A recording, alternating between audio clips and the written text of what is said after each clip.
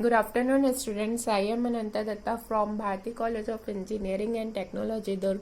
Today we will study about the topic components of DSS of Subject Decision Support System of BE8 CSE. आज हम पढ़ेंगे components of DSS होता क्या है, इसके बारे में आज हम डिस्कस करेंगे. प्रीवियस क्लास में हमने इंट्रोडक्शन देखा था और कैरेक्टरिस्टिक्स देखा था कि कैसे DSS हमको किसी भी डिसीजन को लेने में हेल्प करता है, और यदि हमारे पास बहुत सारे अल्टरनेटिव्स है एक डिसीजन को लेने के लिए तो वो उसके बीच में बेस्ट अल्टरनेटिव को सिलेक्ट करने के लिए भी हमको सिलेक्ट करने के लिए भी वो हेल्प हमको करता है. तो अब हम देखते हैं कि कंपोनेंट्स ऑफ DSS क्या क्या होता है. अब हम यदि कंपोनेंट्स ऑफ DSS की बात करें तो DSS के कंपोनेंट में हमारे पास इधर डेटाबेस है. ठीक है, यहाँ पे हमारे पास डेटाबेस है जो कि इंटरनल और एक्सटर्नल दोनों टाइप के डेटाबेस है, और हमारे पास एक अदर कंप्यूटर बेस्ड सब सिस्टम है. मींस अदर कोई कंप्यूटर यदि वहाँ पे बेस्ड है तो वो है हमारे पास. उसके बाद data management, model management, knowledge management और यूजर इंटरफेस, ये सारी चीजें हमारे पास है. और जो है ये सारी चीजें आपस में इंटरलिंक्ड है मैनेजर के साथ. तो आइए हम जानते हैं कि ये सारी चीजें होती क्या है और कैसे वर्क करता है इसका कंपोनेंट्स. तो सबसे पहले यदि हम बात करें डेटा मैनेजमेंट सब सिस्टम की, तो ये क्या क्या इंक्लूड करता है. ऐसे डेटाबेस को इंक्लूड करता है. Includes the database which contain relevant data for the situation and is manage by software called data management sub system. Means ये क्या करता है, ऐसे रिलेवेंट डेटा, ऐसे यूजफुल मीनिंगफुल डेटा को कंटेन करता है जो कि इस सिचुएशन में एक सॉफ्टवेयर को मैनेज कर पाए, जिसे कि हम database management sub system DBMS कहते हैं. ये कंटेन करता है बहुत सारे रिलेवेंट डेटा को जो कि किसी भी सिचुएशन में एक सॉफ्टवेयर को मैनेज कर पाए. इसके बाद आता है model management sub system. Model management sub system क्या करता है, it includes financial, statistical, management science and other models and usually contain a modeling language for building custom models. Means ये क्या इंक्लूड करता है, फाइनेंशियल हो गया या स्टैटिकल हो गया या फिर किसी भी मैनेजमेंट साइंस या किसी अदर मॉडल्स को, जो भी मॉडलिंग लैंग्वेज जिस भी चीज को कंटेंट करता है ये वो सारी चीजों को इंक्लूड करता है, और जो कस्टम मॉडल है उसको रिप्रेजेंट करता है, बिल्ड करता है कस्टम मॉडल्स को. It is manage by software called model base सब मैनेजमेंट सिस्टम. मीन्स ये जो सारी चीजों को मैनेज करता है सॉफ्टवेयर उसको हम बोलते हैं model based management sub system MBMS. इसके बाद हम देखते हैं next knowledge management sub system. Knowledge management sub system क्या होता है, ये जो प्रोवाइड करता है intelligence to the augment the operation of other components. कोई भी दूसरे कंपोनेंट से ये आर्ग्यूमेंट या ऑपरेशन को ये हमको प्रोवाइड करता है. यूजर इंटरफेस सब सिस्टम देखे तो enables the user to communicate with the DSS. Means ये क्या करता है, यूजर को इनेबल्स करता है जिसके के थ्रू ये है कम्युनिकेट कर सकते हैं DSS से. तो यदि हम डेटा मैनेजमेंट सब सिस्टम की बात करें तो internal data source, external data source, ये सबसे, जैसे कि इंटरनल डेटा सोर्स मान लीजिए फाइनेंस, मार्केटिंग, प्रोडक्शन, पर्सनल या किसी अदर चीज से लिंक्ड है, तो ये सारी जो चीजें हैं इनका पहले एक्सट्रैक्शन होता है. उसमें जो भी प्राइवेट पर्सनल डेटा है वो सारी चीजें मिलके एक डेटा वेयर हाउस बनता है. उस डेटा वेयर हाउस से हमारे पास एक डेटाबेस मैनेजमेंट सिस्टम बनता है जो कि डेटा वेयर हाउस के सारे डेटा को मेंटेन करता है. उसके बाद वो उस चीजों को क्या करता है, रिट्रीव करता है, इंक्वायरी करता है, अपडेट करता है, रिपोर्ट जनरेट करता है और डिलीट करता है. ये सारी चीजें डेटा मैनेजमेंट सब सिस्टम जो है बिल्ड करता है. उसके बाद जो सारी इंटरफेस है, मॉडल मैनेजमेंट है, नॉलेज मैनेजमेंट है, ये सारी चीजें क्या है, डेटा मैनेजमेंट से जो भी डेटा उनको चाहिए रहता है उसको वो रिट्रीव कर देते हैं. डेटा डिक्शनरी रहती है जहां से हमको एक बहुत ह्यूज अमाउंट ऑफ डेटा हमको यहाँ से प्रोवाइड होता है. और क्वेरी फैसिलिटी है. मीन्स यदि हमको किसी भी चीज के ऊपर कोई क्वेरी करनी है तो उसकी भी हमको यहाँ पे फैसिलिटी प्रोवाइड है. तो ये जो एक डायग्राम है जिसके के थ्रू आप समझ सकते हैं कि जो हमारा डेटा मैनेजमेंट सब सिस्टम है ये कैसे वर्क कर रहा होगा. ये सारी जगह से डेटा लेके एक डेटा वेयर हाउस में रखता है, और वो डेटा वेयर हाउस से DBMS जो है उस डेटा वेयर हाउस को मैनेज करता है सारी चीजों को. और हमको यदि क्वेरी या डेटा डिक्शनरी या किसी भी चीज की जरूरत हो तो वो हमको यहाँ पे प्रोवाइड होता है. तो अब हम समझते हैं डेटाबेस। डेटाबेस होता क्या है? Database collection of inter related data organize to meet the needs and structure of an organization. Means database क्या होता है? एक ऐसे डेटा का कलेक्शन होता है जो कि ऑर्गेनाइज वे पे कलेक्ट रहता है, और जब भी उसको किसी ऑर्गेनाइजेशन में उसकी जरूरत रहती है तो वो उस चीज को वो नीड को फुलफिल करता है। इसके बाद यदि हम बात करें डेटा वेयर हाउस की, तो डेटा वेयर हाउस क्या होता है? डेटा वेयर हाउस जो कंबाइन करता है data sources into a single source. में जैसे कि मान लीजिए इंटरनल डेटा से डेटा आ रहा था, एक्सटर्नल डेटा से डेटा आ रहा था, एक्सट्रैक्शन से डेटा आ रहा था, तो वो सारी डेटा को एक सिंगल रिसोर्स में कंबाइन करके रखता है। Means combine various data source into a single resource. Means बहुत सारे जहां जहां से डेटा आ रहा था वो सारी चीजों को कंबाइन करके एक सिंपल से एक जगह पे रखता है। तो इससे हम बोलते हैं डेटा वेयर हाउस, जहाँ पे एक बहुत ज्यादा मात्रा में बहुत सारा डेटा हो, जिसमें कि इंटरनल डेटा जैसे कि मान लीजिए ट्रांजैक्शन इंफॉर्मेशन सिस्टम, इंटरनेट जो भी हमारे प्राइवेट डेटा है, या फिर जो डेटा हमने कैप्चर किया है किसी सेवरल रिसोर्सेज से, तो वो सारा जो डेटा है वो डेटा वेयर हाउस में सेव रहता है। एक्सट्रैक्शन क्या होता है? To capture data from several sources. Means यदि हम किसी सोर्स, इधर उधर सोर्स से डेटा कैप्चर करते हैं तो उसको हम बोलते हैं एक्सट्रैक्शन। देन अब हम बात करते हैं database management system, DBMS. DBMS क्या करता है? Solves two problem. दो प्रॉब्लम्स को सॉल्व करता है, जैसे कि सेंट्रलाइजेशन, कोऑर्डिनेशन या जो डिफ्यूजन रहता है इंफॉर्मेशन का, उन चीजों को वो सॉल्व करता है। या फिर logical independence between data and DSS application.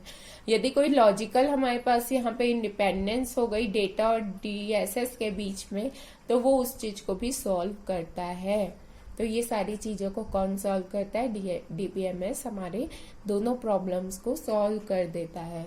Then यदि हम बात करें अब फंक्शंस ऑफ डीबीएमएस की, कि डीबीएमएस के क्या क्या फंक्शंस है, तो डीबीएमएस के जो फंक्शंस हमारे पास आते हैं उस फंक्शंस के अंदर आते हैं हमारे data definition, describes data entities and their relationship. माने जो हमारे डेटा की जो एंटिटीज रहती है और जो रिलेशनशिप रहती है वो उस चीज को डिस्क्राइब करता है। कौन? Data definition.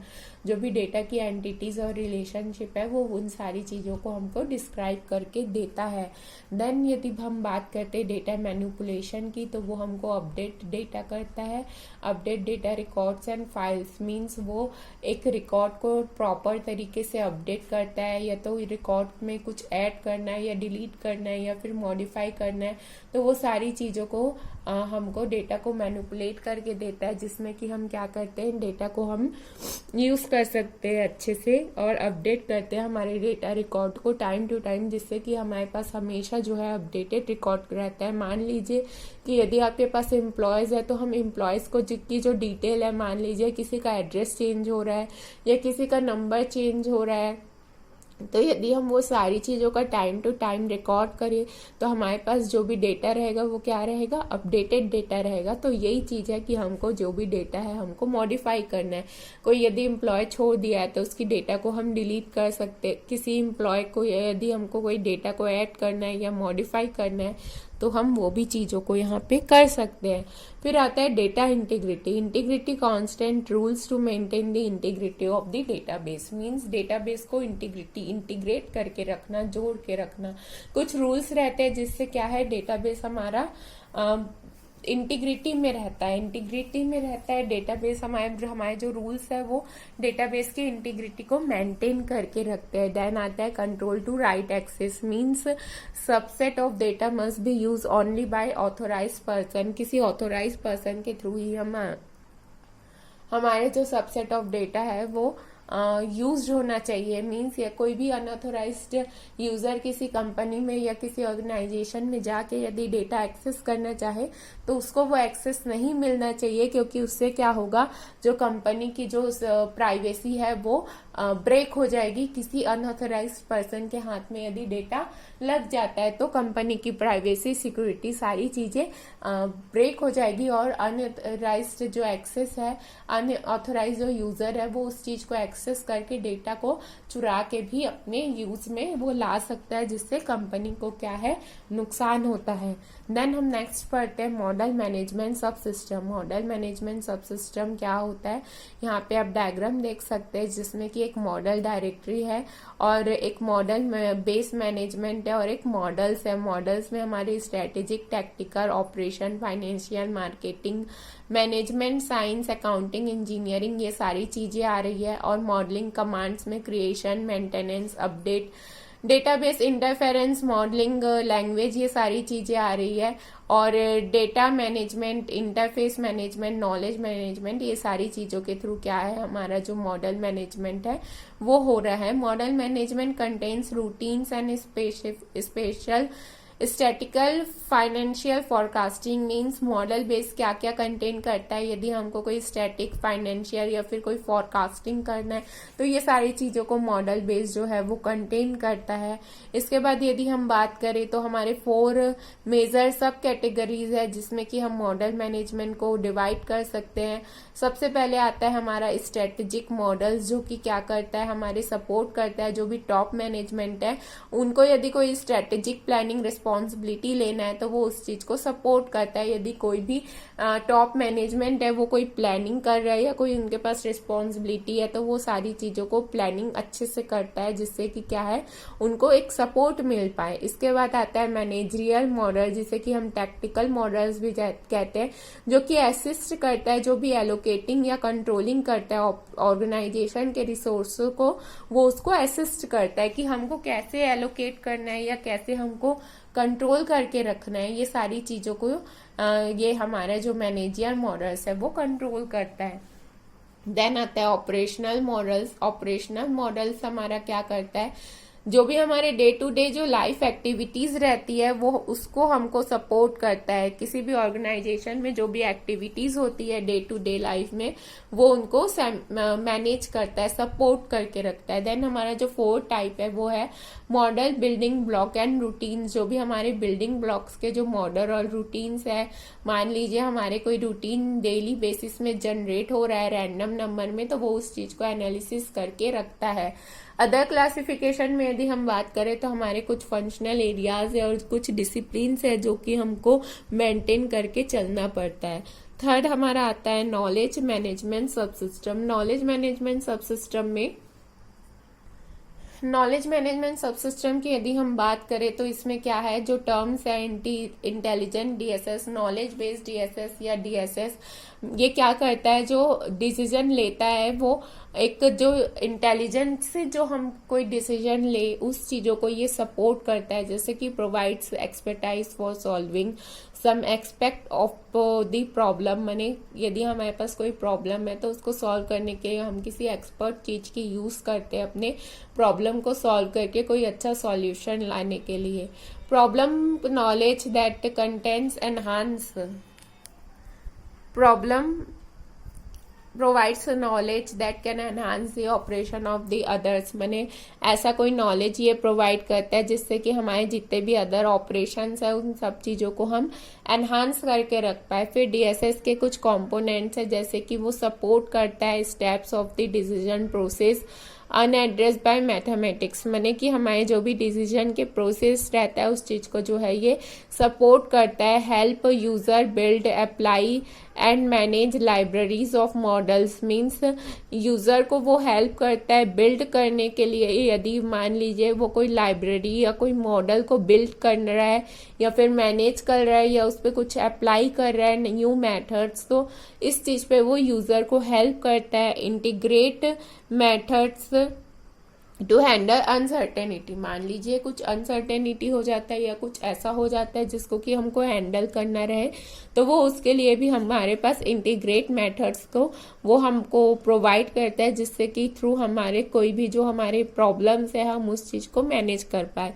तो हमने नॉलेज मैनेजमेंट सब सिस्टम के अंदर जो भी हमारे कुछ चीज ऑपरेशंस को यदि हमको हैंडल्स करना है या कोई सपोर्ट चाहिए किसी डिसीजन को के प्रोसेस में, तो उस चीज में वो हमको सपोर्ट करता है।